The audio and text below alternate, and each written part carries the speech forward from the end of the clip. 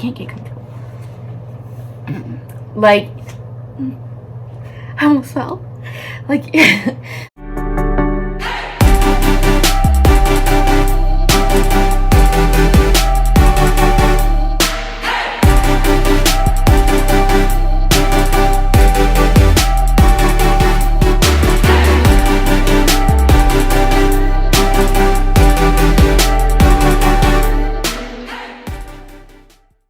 welcome back, you guys. It's Ki or Kiana or Kiki, as some of you guys may know me as. I absolutely hate Kiki, like, more than anything. It's my childhood nickname, but I can't do anything about it, so I prefer Ki or Kiana.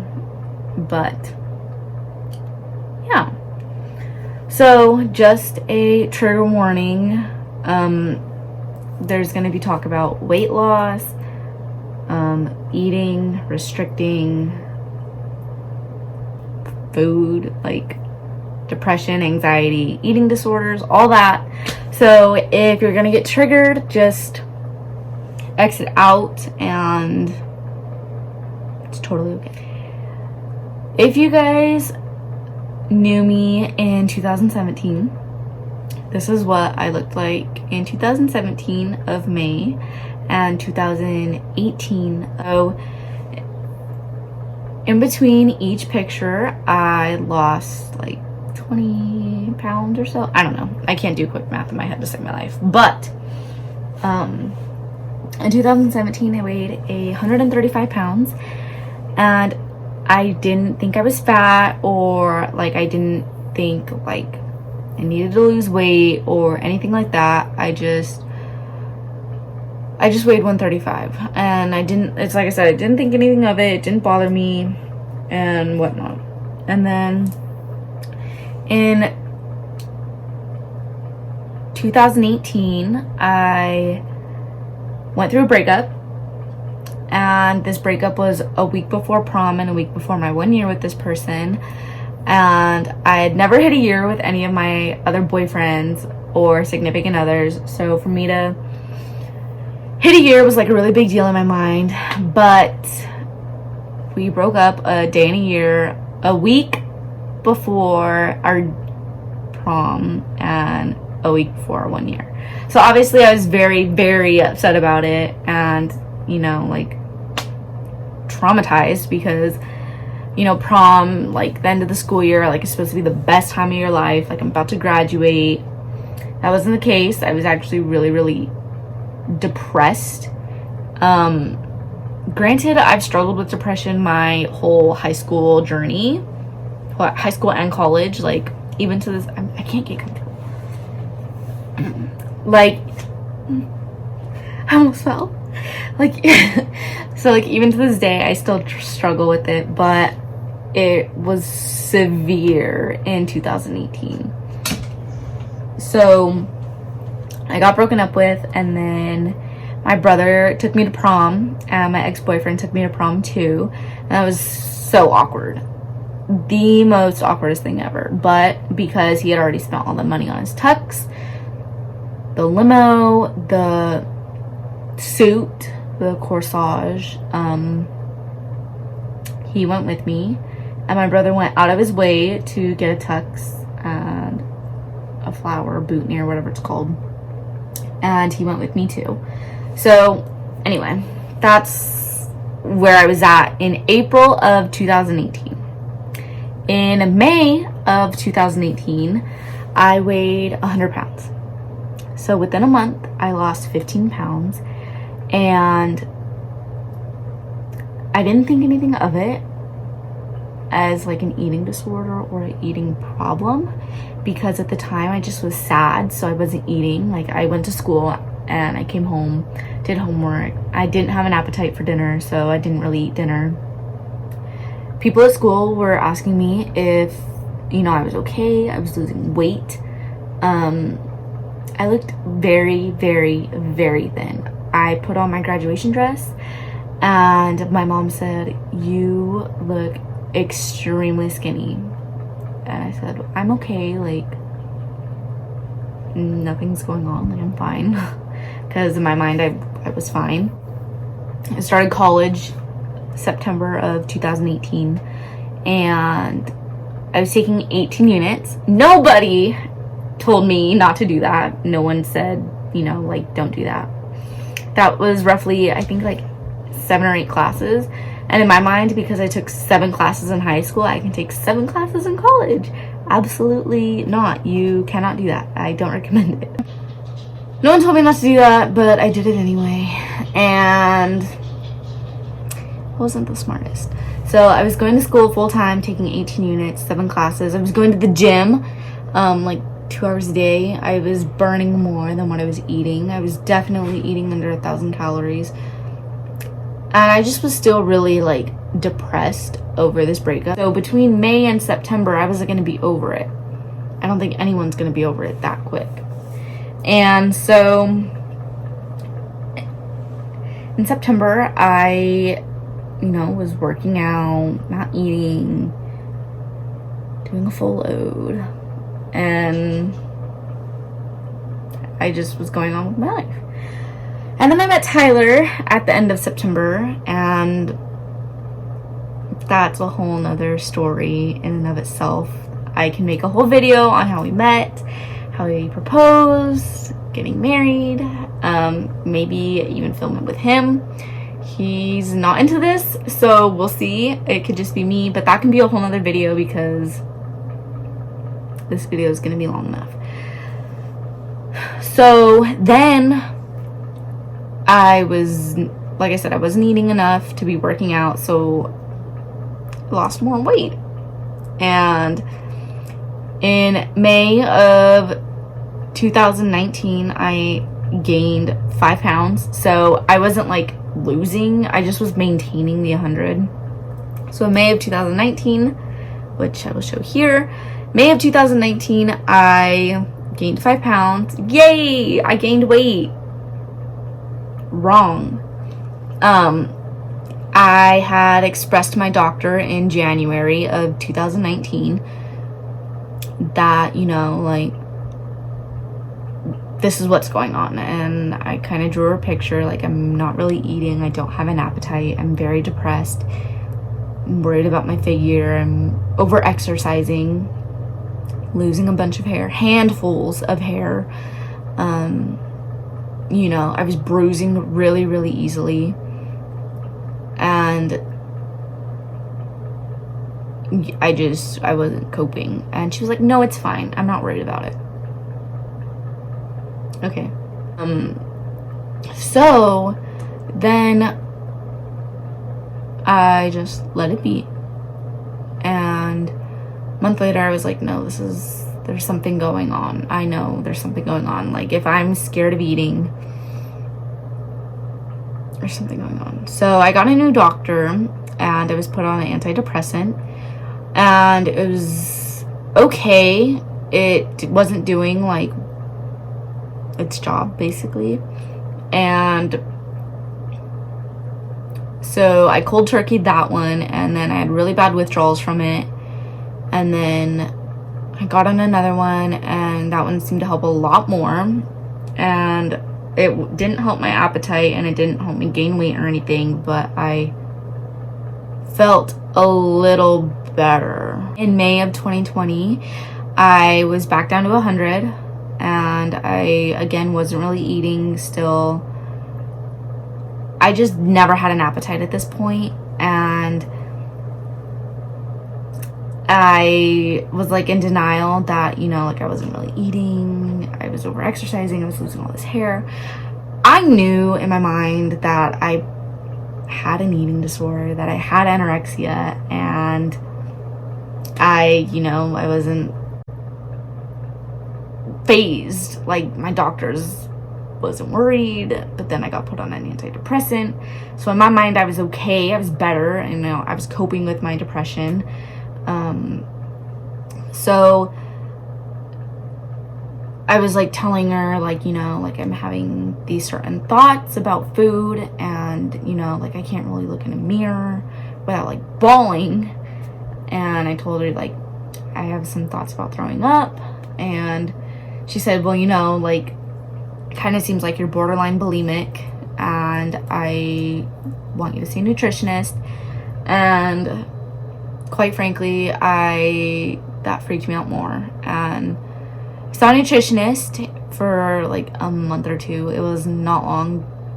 My first meeting, she was like, okay, you need to achieve 12,000 calories a day. And I panicked. Like, how do you go from like 1,000 to 12? Like, what?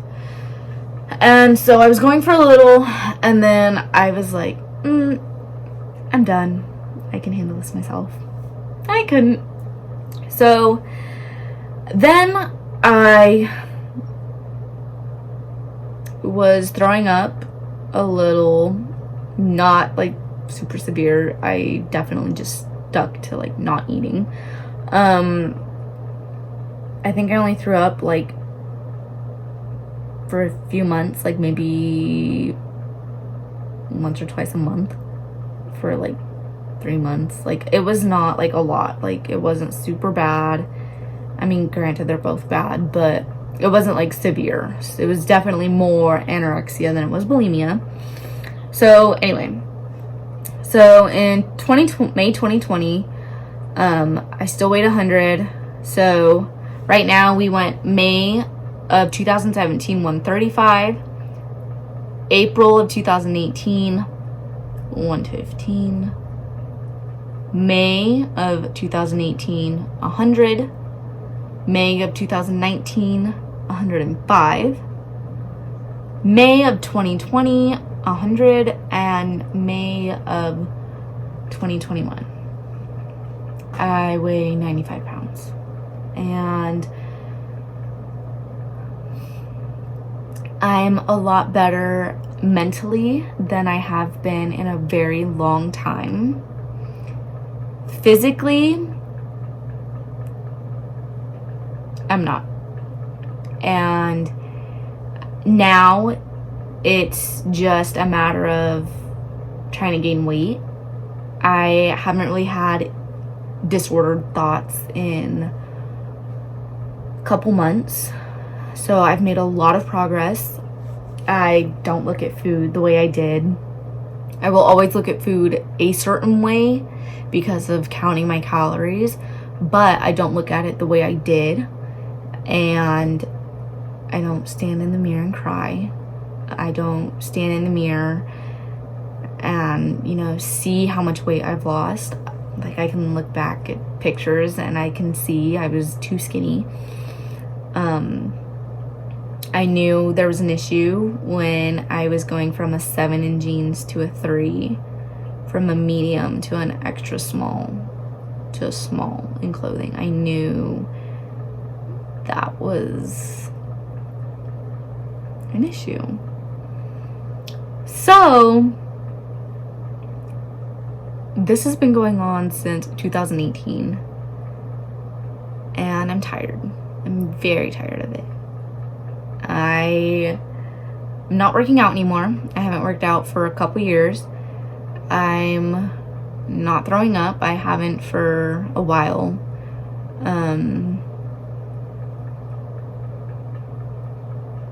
I'm eating more.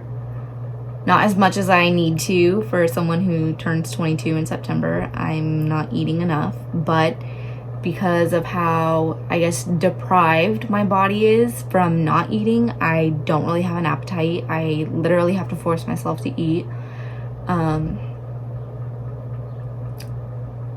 My hair is extremely thin right now.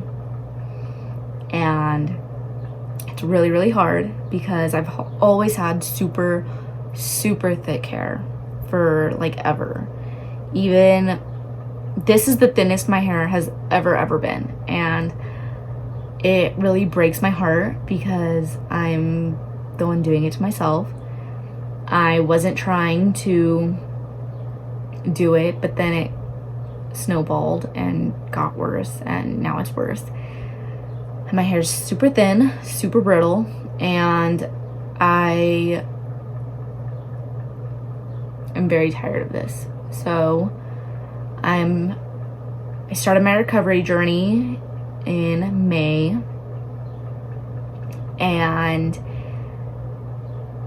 I'm almost eating 3 meals a day, which in my mind would seem like a lot, but it's not, because it's like a bowl of cereal for breakfast, and then a cup of noodles for dinner, and then, or a cup of noodles for lunch, and then like dinner is like pasta. It's not a lot. I'm not gaining. I'm really trying though, if I want to still be a daughter, a sister, a wife, if I want to be a mom. I can't keep doing this, and it's been really hard. Tyler has literally seen the ins and outs of this, and he can tell you from experience how bad it's been to how much better it's gotten. Granted, I'm not 100% recovered. I don't know if I ever will 100% recover, at least not right now. And I want to 100% recover, but it's not gonna happen overnight. This has been a 4-year long journey, but I'm gonna be okay. Mentally, I'm so much better. Physically, I'm not, but I will get there. My family does know about this, and my close friends know, but I wanted to bring light on it because it's a very big issue in today's society. I remember doing multiple reports, presentations, my freshman and sophomore year of college. I'm a senior now, so a few years ago I remember doing these reports, and I just remember bawling because of how high the statistics were of, you know, girls and guys dying from eating disorders that are untreated, untalked about, and just kind of like brushed over. So I will keep you guys updated, but that's what's been going on. This has been a very big part of my life for the last 4 years, and I'm done. I'm so done with having an eating disorder. So I'm recovering because I want to be a mom, and I can't be a mom if I'm doing these things to my body. If mom can't be nutritious, baby definitely cannot be nutritious. Granted, I'm not pregnant at all. I'm not pregnant. But if I want to be a mom, which I do, if anyone knows me, I've wanted to be a mom since I was like 12. I'm like, part of the reason why I'm in early childhood. I love kids, but I've worked with kids since I was like 12, so I've always been around kids. And then again, that's just like a whole nother story. But if I want to be a mom, which I do, I want to have at least 4. I have to be healthy, and it's not an overnight process. So that's what's been going on in my life for the last 4 years. I wanted to talk about it, but I never really felt ready. I don't know if I ever thought I would be ready, but I'm ready because I'm doing it. And feel free to ask questions. Like, don't be afraid to ask me questions. Like, I prefer it, honestly. Like, if you're struggling and you want to ask, you know, like how I'm doing, how I did it, what coping mechanisms I used, by all means, message me, text me, call me, DM me, whatever. And it's not an overnight journey, you guys. I promise. It takes time. And I'm just really tired of, you know, losing chunks of hair, bruising really easily, watching my clothes and not fit. And I'm at the point of, I want to be a mom. I need to be alive to do that. And if I kept going down the road I was going, I would not be a mom. And that's just facts. So don't ever think you're not sick enough to get help. You deserve the help, at any point, if whether that's mental illness or physical or, you know, eating disorders, whatever the case may be, you are always capable and you are always allowed to get help. It's okay to ask for help, and don't ever give up on your journey just because it's rough. There's always light at the end of the tunnel, and it gets worse before it gets better. So that is my journey. I did post a TikTok. Posting the TikTok was my first step of talking about it, because I don't have a big platform on TikTok, so I was okay with starting there. This is my next platform, talk about it. And yeah, so I actually feel a lot better because I'm opening up about this big secret that I've been keeping, and it's literally a weight lifted off my chest, because I was always really scared of people finding out that I had an eating disorder and I wasn't eating. Like, I thought it was this terrible thing, but I'm shedding light on it because it's a really dark thing and it needed some light on it. So with that being said, don't ever think you're not capable of recovery, because you are. You are someone's child, whether they make you feel like it or not. You are someone's child. You are someone's friend, whether they make you feel like it or not. And you are someone's significant other, and you deserve to be here just as much as I do. So with that being said, I will see you guys in my next video. Bye, guys. This is probably my natural color, to be honest.